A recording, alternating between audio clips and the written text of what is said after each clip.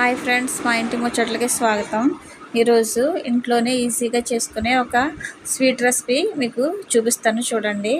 అది రెండు ఇంగ్రీడియంట్స్తో చేసుకోవచ్చు ఇంట్లోనే ఈజీగా. పిల్లలకి అప్పుడప్పుడు చేసివ్వచ్చు. దానికోసం ఒక చిన్న టీ గ్లాసుడు శనగపిండి తీసుకోవాలి. అదే గ్లాస్తో ఆయిల్ తీసుకోవాలి. మనం వంటకు వాడుకునే ఆయిల్. వీలుంటే 2 స్పూన్లు నెయ్యి కూడా వేసుకోండి, టేస్ట్ బాగుంటుంది. అలాగే ఆ మూడిట్లని మంచిగా కలుపుకోవాలి, ఉండలు లేకుండా జారుగా అయ్యేలాగా కలుపుకోండి. ఇప్పుడు స్టవ్ మీద ఒక పాత్ర పెట్టుకోండి.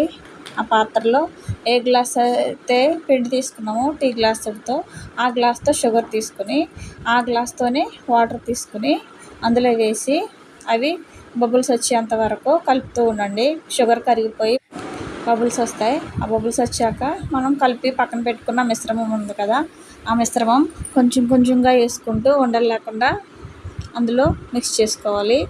మిక్స్ చేసుకున్నాక తిప్పుతూ ఉండాలి. తిప్పుతూ ఉండగా ఒక 5 నిమిషాలకి ప్యాన్ నుండి సపరేట్ అవ్వడం చూస్తాం ఫ్రెండ్స్. మనం అలా సపరేట్ అవ్వగానే ఆయిల్ తేలుతూ సపరేట్ అవుతుంది. కొంచెం చూడండి.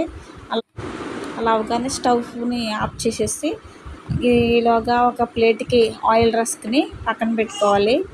పెట్టుకున్న ప్లేట్లో ఇలా పెనం నుంచి సపరేట్ అయిన మిశ్రమాన్ని ఆ ప్లేట్లో వేసుకుని పలుచగా పరుచుకోవాలి.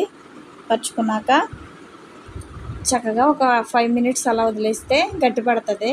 నేనైతే చాలా క్వాంటిటీ కొంచెం తీసుకున్నాను కాబట్టి పలుచగా వచ్చింది. మీరు ఎక్కువ తీసుకుంటే బాగా వస్తుంది ఫ్రెండ్స్. అప్పటికప్పుడు ఇంట్లో చేసుకుని పిల్లలకి ఈజీగా ఇవ్వచ్చు అనమాట.